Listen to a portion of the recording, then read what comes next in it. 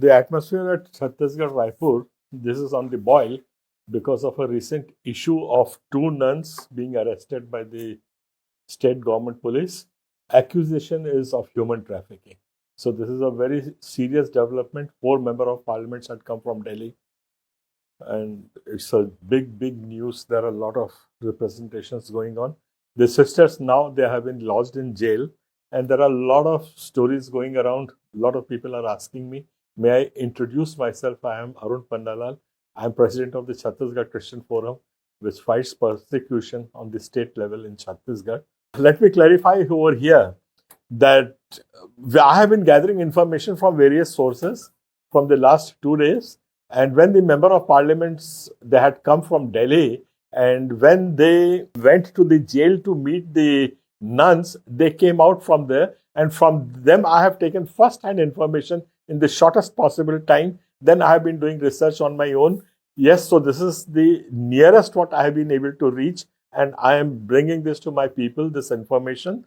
This information, what I am sharing with you, may not be totally true, or it may be off the mark, because the actual statement when we receive from the nuns, when they are let out of the prison, only then we will be able to know the actual truths over there. So now let me clarify here. These two nuns were serving in the mission hospital at Agra, and one is a qualified registered nurse, and the second lady, she is a registered pharmacist. So they have been rendering their services to the mission hospital at Agra. The mission hospital at Agra also arranges food for their patients, and for arranging their food, they run a kitchen over there. And for running that kitchen, they needed some menial help as well as for the cooking and distribution of food and for these things. So they sounded the information that we are in need of employing some people, and the word was let out to all the churches and dioceses and everywhere. Out of which the Narayanpur diocese responded that yes, we have got few people over here. Would you be willing to come and look into it? So that is how these people came in contact with the people at Narayanpur. 3 girls, they were prepared to go. And later on, they were assured that after you will be working in the menial services over there, and we will see to it that slowly you go to your nursing training and you become a registered nurse. This was what was the understanding reached between them. And the hospital also promised that they will be giving them 10,000 rupees per month and free lodging and boarding. So these people agreed.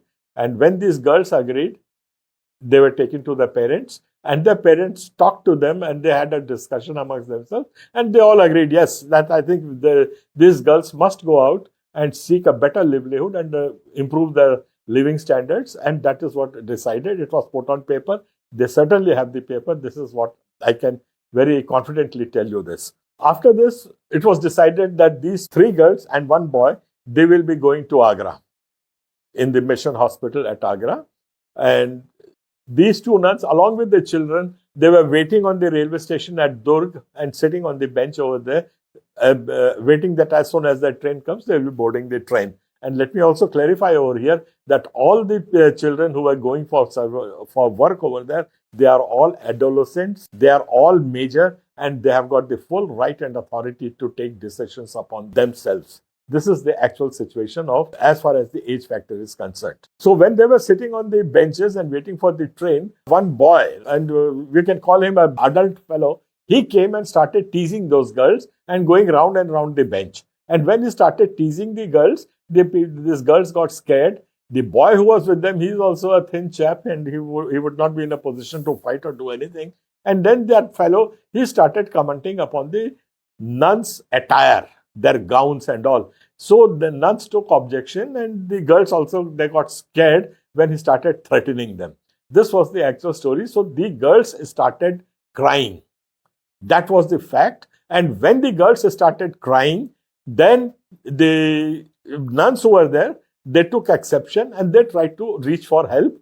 So they talked to a person who was at a little distance from the bench. They talked to them, and some people say that he was a TTE. Some people say no, that he was a policeman. Somebody say no, he was an ordinary passerby or something. So the fact will be known once they come out of the prison. And when the TT or whosoever it was there, he was approached and he was to ask that please help us. This fellow is trying to harass these girls. So after making this allegation, they felt a bit safe. And what we hear is that person who was approached for help, he rang up to the Bajrang Dal over there. And this fellow who was teasing those girls, because of which the girls were crying, this man also, he rang up to the Bajrang Dal. And in a moment, all the Bajrang Dal people were over there and they started vandalizing, threatening, pulling, abusing, everything they did to those nuns who were sitting on the benches. Immediately the police came, they pulled those nurses and the children and took them to the police station. This was the actual development over there. It is a police outpost in the railway station. It is a GRP. It is a government railway police. So that was the police station where they were taken to. The trouble starts from this point. When these nuns were taken to the police station, immediately one lady by the name of Jyoti Sharma, she barged in and started beating those girls. She started beating that boy. She slapped that boy on his back, on his face and everywhere. And she started threatening the girls. Those girls got scared. And then this lady, she went and tried to slap the nuns. Her hand stopped short of these hands meeting the cheek. But the intention to harm, intention to slap was there and the crime was committed. After having vandalized right in the police station, right in front of the police inspector who was there, right in front of all the police officials who were there, this crime took place.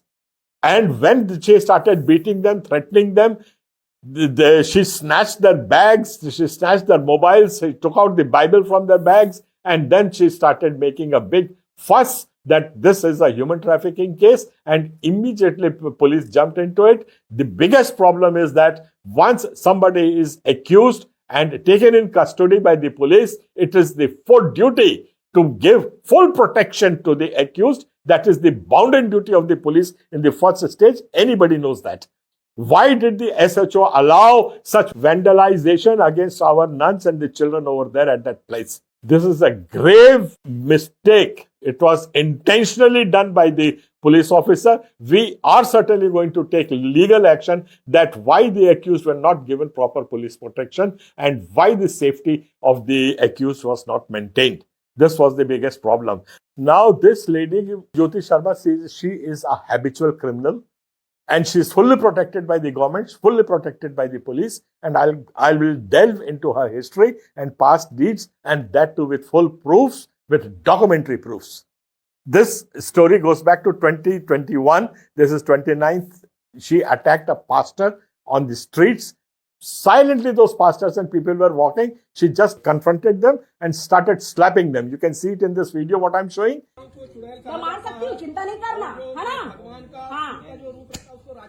मार सकती हूँ बिल्कुल, ये मत समझना police खड़े तुम जबान लड़ाओगे ना सारे को ठोकूंगी यहाँ, समझ में आया? ज्यादा अगर उदमता दिखाया ना अगर सेक्टर में आकर तो यही गाड़ के रख दूंगी, बता देती हूँ, समझ में आया? ज्यादा उजंडता नहीं दिखाना मेरे पास यहाँ सेक्टर में आके, हाँ सेक्टर में नहीं आना, बात खत्म, समझ में आया? सभी को बता रही हूँ, कहीं भी दिखेंगे खुला छूटा मेरे तरफ से तबीयत से ठोक ले. This is how she confronted those people. She beat them up, and then this is the FIR which we had lodged against that. You can see it. You can see the police march over here. They have received this thing, and this is the date 2021. Till date, police has taken no action against this woman. She is at large. She is roaming free. And now what I am going to do is just an alarming and eye-opening facts what I am going to present before you. This was the first attack she did. After that, there is a small church at BMY Charoda, and this is known as Ganesh Chowk Basti, and we call it a G cabin. So here there is a church on which it was a life-threatening attack. A big axe was used to injure her head. She is a lady pastor over there. Her name is Rukmani Sonwani. When her head was trying to be broken, she just turned aside, and hence she saved herself from a big injury. That was the actual situation of the case. And when the FIR was booked, The FI was 116 of the year 2022. This was the second incident which is in our cognizance. When the FIR was booked, the police, as usual, took no action. The funniest part is there were 8 accused, and out of the 8 accused, all were arrested, except the accused number 7, that is Jyoti Sharma. She was not arrested by the police in spite of such severe allegations. And they were all non-bailable offences under which she was booked, and yet she was not arrested. That was the case. And then we moved the High Court. This is the application. This is the writ application. Its number is 544 of the year 2022. What fact I am trying to give you now is alarming. It will make your hairs stand on ends. And when this notice was issued to the police, the notice was issued to the government to file their reply, this police of Chhattisgarh, they tried to even befool the High Court.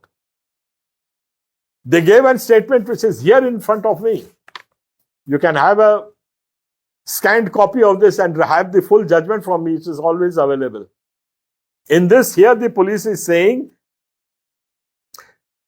efforts are being made to arrest the accused person in this subjected crime, but the accused respondent number 7, Jyoti Sharma, is still absconding, and all possible efforts are being made. This is the submission what the police had made, that she is absconding, and every day she was going and vandalizing our churches, beating our people on the streets, and she was beating and doing anything with anybody. And this is the statement how they have tried to befool the High Court. As per the High Court records what they have given, Jyoti Sharma till date is absconding. The High Court most favorably gave an order that if she is absconding and police is not able to trace them, let the case continue under section 299 of the IPC, and that's the case in the lower court is going on, and she is till date an absconder. As per the submissions given to the High Court, this Jyoti Sharma is an absconder and police cannot find her. She can pop up in the police stations. She can come into any streets. She can go and beat anybody. She can vandalize anyone. And this is what has happened. And this is how they have befooled the country. This is how they are befooling the Indian Constitution. This is her history. This is what she has done. Now, I am coming to a very serious affair. Immediately when the police booked a case against the nuns of human trafficking, this is a shameful act what these people have done. I have to specially ask that police inspector of that police station, the SHO, did you inquire into anything, antecedents, that what is human trafficking? How can you employ that sections against these people? No, nothing was done. Just because Jyoti Sharma has said so, she has written human trafficking. Do you know what a human trafficking is? Human trafficking means that by force taking girls for the use of prostitution. Please check the dictionary, please check AI, please check the law, what it defines human trafficking is. So the police has said that my nuns, who are sacred to us, who are saints to us, they give up their whole life for serving humanity. They don't take any pay. They leave their family. They leave all their belongings and serve their people. To them you are saying that she's been engaged in prostitution? This accusation is most arbitrary. Police took no action, no precedents. What were the past performance? How she was trafficking those girls? Nothing has been done. Now, what happens is after those people have been booked, after she has been sent to the jail, our respected Chief Minister, sir, you have given a statement. They are guilty of human trafficking. The Honorable Chief Minister has